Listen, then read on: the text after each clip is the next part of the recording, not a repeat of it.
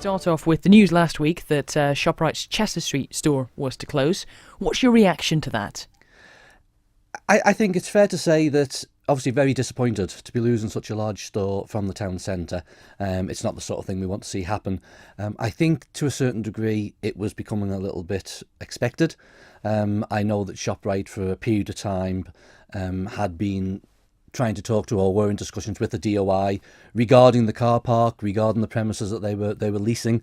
But I think when it finally came, it's a bit another wake-up call, isn't it? That it's another store that's gone from the town centre, and a large one, and it's going to be a store that's going to be very hard to fill, I would suggest, because of the layout and the nature of that type of building. It's not going to be an easy one to re-let. I hope I'm surprised and proved wrong on that one.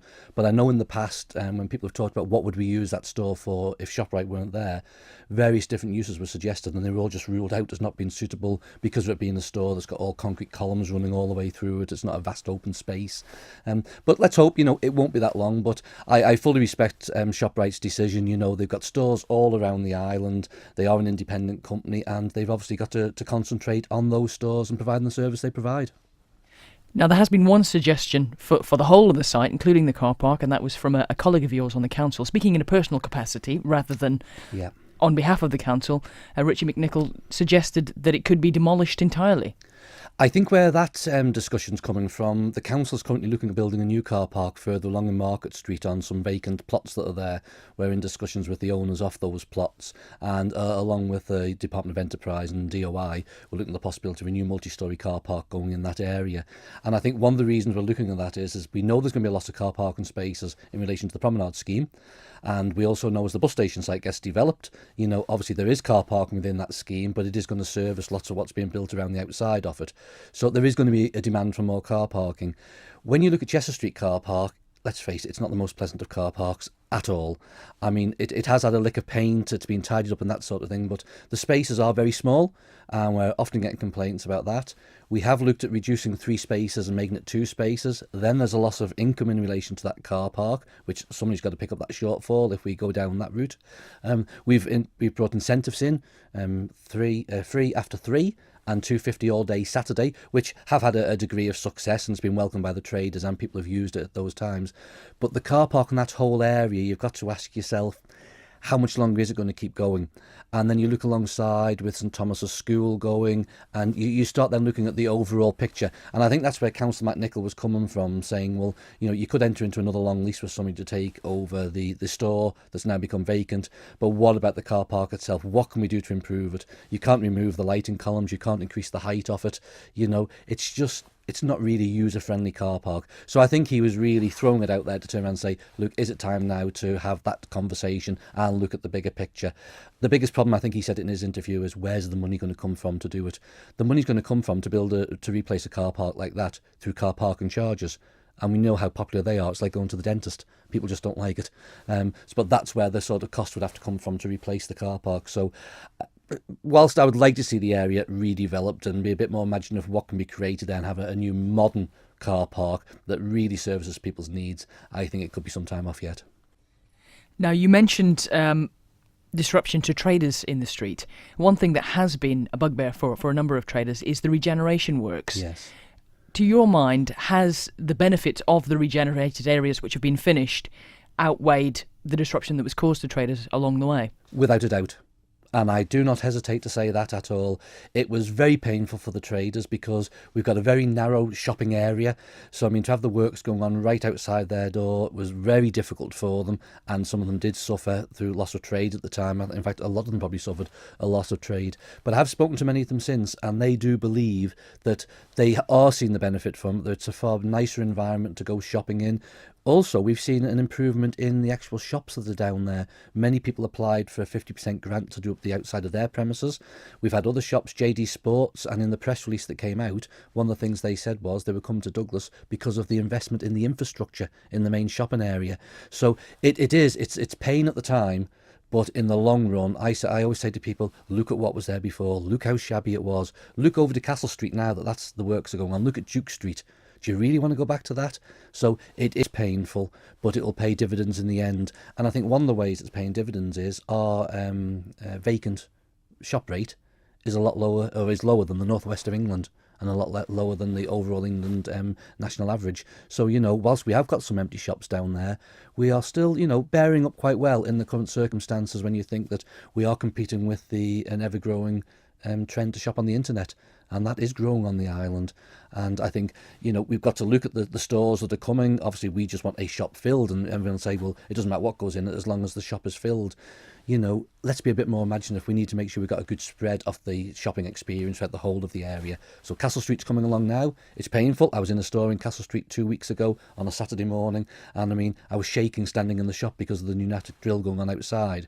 But the people in that staff said, well, we knew it was coming, but they'll soon be past us, and that was their attitude to it. Now, we've just spoken about the disruption caused by the regeneration works within the high street itself. The Promenade refurbishment, 3 years of disruption you're looking at from September this year.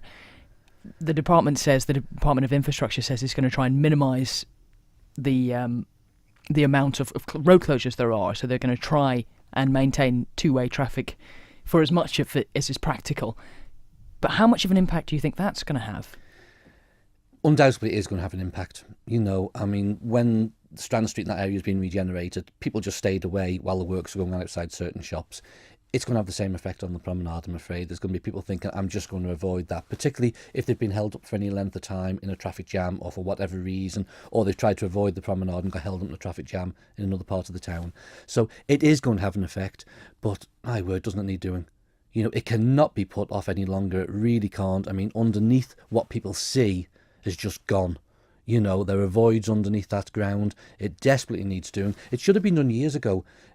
I know within government and local government we've got to go out and we've got to consult. The promenade was consulted to death as far as I'm concerned. This scheme should have been 10 years ago, because one of the biggest problems we've got within Douglas at the moment is the dowdy sort of look and the rundown look that we've got. And I'm going to turn around and say most of that is down to the lack of investment in the infrastructure within the capital. And that's 20 plus years of lack of investment in the infrastructure that's making Douglas look as dowdy as it is today. And the promenade, it's the shop window to our island, and that is one of the most miserable looking areas, I think, on our island. Doesn't matter how much the sunken gardens look good, it doesn't matter how much somebody paints up a building. If the general infrastructure and the road is just full of potholes, cracks, broken pavements, no white lining, that drags the whole environment down. That does not attract investment at all.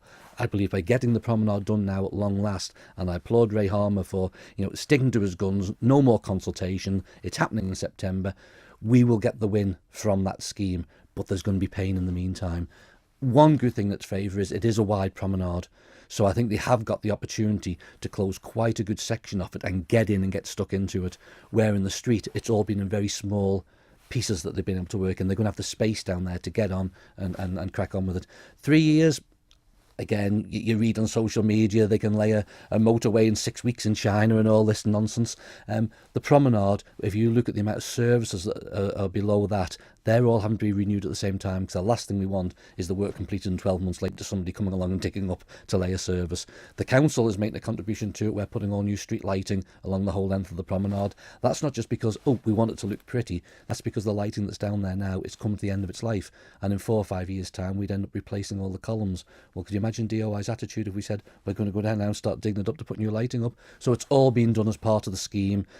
So that will stop further disruption in the future. But yeah, it's going to be painful. But I say to people, let's just embrace what's going to happen. Let's look at how it's going to be afterwards. It'll be a big improvement, not just for Douglas, but for the island. Now, your comments there about some of the infrastructure in Douglas and a lack of renewal over time, it begs the question, what state is the island's capital in at the moment? I mean, you've been a councillor for nearly 30 years. Nearly 30 years now. Yep. So you'll have seen a lot of change over that time. Yep.